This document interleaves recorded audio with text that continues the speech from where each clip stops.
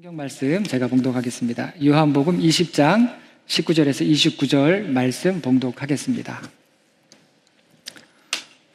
이날 곧 안식 후 첫날 저녁 때에 제자들이 유대인들을 두려워하여 모인 곳에 문들을 닫았더니 예수께서 오사 가운데 서서 이르시되 너희에게 평강이 있을지어다. 이 말씀을 하시고 손과 옆구리를 보이시니 제자들이 주를 보고 기뻐하더라.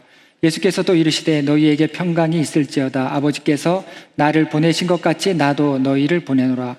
이 말씀을 하시고 그들을 향하여 항하사 숨을 내쉬며 이르시되 성령을 받으라. 너희가 누구의 죄든지 사하면 사하여질 것이요 누구의 죄든지 그대로 두면 그대로 있으리라 하시니라. 12 제자 중에 하나로서 디두모라 불리는 도마는 예수께서 오셨을 때에 함께 있지 아니한지라. 다른 제자들이 그에게 이르되 우리가 주를 보았노라 하니 도마가 이르되 내가 그의 손에 못 자국을 보며 내 손가락을 그 못 자국에 넣으며 내 손을 그 옆구리에 넣어 보지 않고는 믿지 아니하겠노라 하니라. 여드레를 지나서 제자들이 다시 집 안에 있을 때에 도마도 함께 있고 문들이 닫혔는데 예수께서 오사 가운데 서서 이르시되 너희에게 평강이 있을지어다 하시고 도마에게 이르시되 내 손가락을 이리 내밀어 내 손을 보고 내 손을 내밀어 내 옆구리에 넣어보라. 그리하여 믿음 없는 자가 되지 말고 믿는 자가 되라. 도마가 대답하여 이르되 나는 나의 주님이시여 나의 하나님이시니이다. 예수께서 이르시되 너는 나를 본고로 믿느냐? 보지 못하고 믿는 자들은 복되도다 하시니라. 아멘.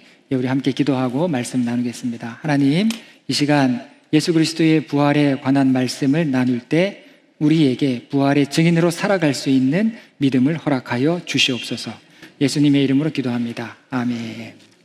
예수 그리스도의 부활은 기독교 복음의 핵심입니다. 이 복음이라고 하는 것은 구원을 주시는 하나님의 능력인데 이 능력은 부활하신 예수 그리스도를 믿는 믿음에서 나오는 것입니다. 하지만 이 죽었던 인간이 다시 살아났다라고 하는 이 부활은 이건 아무리 말로 이해를 시키려고 해도 이해가 되지 않습니다. 이거는 설명으로서 이해시킬 수 있는 것이 아닙니다. 나는 부활을 믿습니다 라고만 할 수 있는 거예요. 여러분, 부활은 전설이 아닙니다. 고대 영웅 이야기에서 볼 수 있는 것처럼 신화도 아니에요. 우리 그리스도인들은 많은 안 믿는 사람들이 생각하는 것처럼 단지 착하고 또 도덕적이고 또 사랑이 많고 또 세상을 더 좋은 곳으로 만들어가는 그런 사람들만이 아닌 것입니다. 예수님도 세상에 다른 성인이라고 이렇게 일컫는 그런 사람들이 있는데 그런 성인들처럼 정의와 사랑을 가르치신 인류의 스승만이 아니다라는 거예요. 예수 그리스도는 십자가에서 죽으셨다가 부활하셨고 우리는 예수 그리스도의 부활을 믿는 사람이다라고 하는 이 믿음의 정체성을 우리는 가져야 하는 것입니다. 지난 한 주간에 우리가 고난주간 특별 새벽기도회를 하면서 예수님께서 어떤 고초를 당하셨는지 어떤 신문을 받으셨고 십자가에 달리셨는지를 살펴보았습니다. 이 예수님을 십자가에 못 박으려고 모든 생각할 수 있는 악한 일들을 다 꾸미게 되죠. 압박을 합니다. 압력을 가합니다. 선동을 합니다. 이걸 다 동원해서 예수님을 십자가에 못 박게 됩니다. 그리고 심지어 예수님이 십자가에 달리셨는데도 조롱을 해요. 그 끔찍한 고통 앞에 있는 그 불쌍한 그런 사람 앞에서도 뭐라고 조롱을 합니까?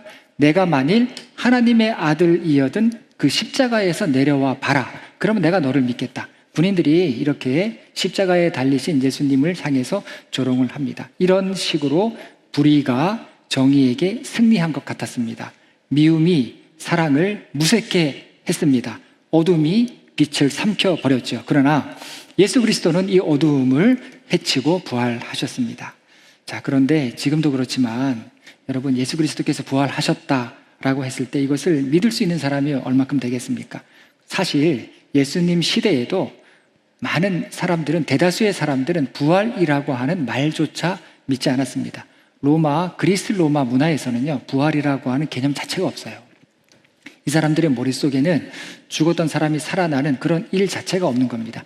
유대인들도 마찬가지예요. 유대인들 중에 사두기파 사람은요, 부활이 없다라고 노골적으로 이야기하는 그런 사람들이고, 간혹 부활이 그래도 있을 것이다 라고 말하는 유대인들이 있었는데 그들의 생각은 뭐냐면 종말에, 언제 올지 모르는 종말에, 그리고 모든 것이 다 새롭게 될 때 의인들이 부활할 것이다. 아주 막연하게 막연하게 이렇게 부활에 대해서 이야기했던 그런 사람들입니다. 그러니까 대체적으로는 개인이 부활한다라고 하는 것은 완전히 불가능한 그런 생각을 갖고 있던 시대였다라는 겁니다. 그런데 놀라운 거는 이런 사람들이 예수 그리스도의 부활을 믿고 예수 그리스도의 부활을 전하고 다녔다라는 겁니다. 예수 믿는다면 천만금을 주겠다고 한 것도 아니에요. 여러분, 사람이 의심이 얼마나 많습니까? 의심 많아서 죽었던 사람이 살아났다고 아무리 얘기한들 이걸 믿을 사람이, 고지고대로 믿을 사람이 몇 명이나 되겠습니까? 내가 죽은 사람 살아나는 거, 우리 가족이 죽었다가 살아나지 않으면 아무리 다른 사람이 이야기해도 믿을 수가 없는 겁니다. 이게 쉬운 일이 아니에요. 그래서 더 신비로운 부활인 것입니다. 이것은 어떤 의미냐면, 초대교회 교인들은요, 초대교회 교인들이 부활을 믿고 부활을 증거했다라고 하는 것은 초대교회 교인들은 부활하신 주님을 만났다라고 하는 확증이 된다라는 것입니다. 여러분, 이들은 다른 거 안 믿었어요. 부활하신 예수 그리스도만 믿었습니다. 또한 이들은 예수님이 죽은 자 가운데에서 부활하셨음을 자신의 전부를 걸고, 그 당시에 예수 믿는 사람은 어떻게 되는지 그들이 몰라서 예수 믿은 게 아니에요. 인생길이 다 막혀버립니다. 살아갈 수 있는 방도가 다 끊겨버려요. 그럼에도 불구하고 이들은 예수 그리스도의 부활을 자신의 전부를 걸고 한결같이 이구동성으로 전파하는 것을 보게 됩니다. 여러분, 바울 같은 사람도 생전에 예수님을 만난 적이 없어요.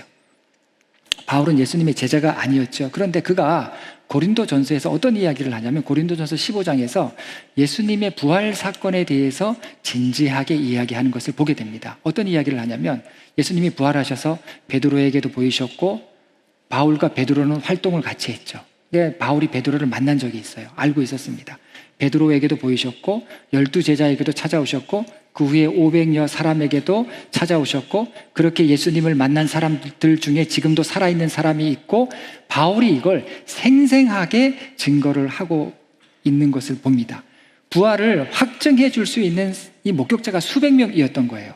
여러분, 그래서 이거를 우리가 2000년 전에 쓰여진 그런 편지이기 때문에 우리가 이거를 미신적이다라고 이렇게 생각할 수 있을 것 같습니다. 그런데 미신적이라고 이야기하기에는 이 바울이 쓴 편지들은요, 너무 현실적이고 역사적입니다.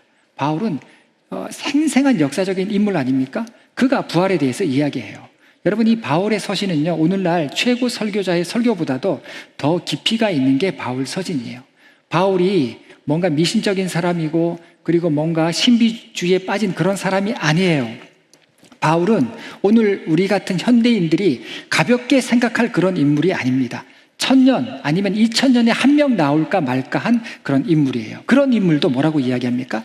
내가 부활하신 주님 만났다라고 이야기해요. 그러면서 예수 그리스도의 부활을 사실로서 증거하는 것을 보게 됩니다. 그래서 이 바울이 이렇게 예수 그리스도의 부활을 목격한 사람들이 많다라고 언급한 것은, 내가 하는 이야기를 못 믿겠으면 지금 예수 그리스도를 만난, 부활하신 주님을 만난 그 사람들을 만나보라 라고 하는 그런 의미로 이야기를 했던 것입니다. 이 바울이 살던 시대까지 부활하신 주님을 만났던 생존한 사람들이 있었다라는 것입니다.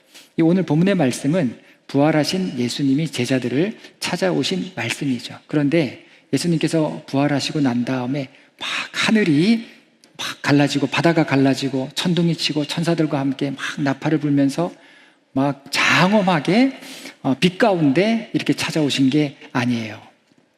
부활하신 주님이요, 너무나도 자연스럽게 제자들의 삶 속에 찾아오십니다. 각기 다양한 다른 삶 속에, 다른 인생 가운데 부활하신 주님이 찾아오시는 것을 보게 됩니다. 19절에 보면 유대인들을 두려워하여 모인 곳에 문들을 모두 닫았다. 예수님이 십자가에 죽으시고 난 다음에 이 제자들이 두려움에 빠진 거예요. 문을 닫은 이유는, 문을 걸어 잠근 이유는 세상이 무서웠기 때문에 문을 걸어 잠근 것입니다. 빌라도가 무섭죠. 예수님에게 사형 판결을 내렸던 빌라도가 무섭고, 다른 유대인들도 무서워요. 로마 군인들은 말할 것도 없고, 이미 제자들 가운데 가룟 유다가 배신을 했기 때문에 서로가 서로를 경계할 수밖에 없는 거예요. 서로가 서로 무서워했던 겁니다. 모든 게 불안합니다. 두려워요. 이것이 이들의 영적인 상태였죠. 이렇게 두려움 가운데 있는 이들에게 예수님께서 찾아오십니다. 그러면서 뭐라고 말씀하셨습니까? 평강을 너희에게 주노라. 평강을 주세요. 평안을 주세요. 여러분, 두려운 마음이 있을 때 부활하신 예수 그리스도 앞에 나아가시기 바랍니다. 여러분에게 평강 주실 거예요. 그리고 24절에 보면 부활하신 예수님이 제자들을 또 찾아오셨는데 그 자리에 도마가 없었죠.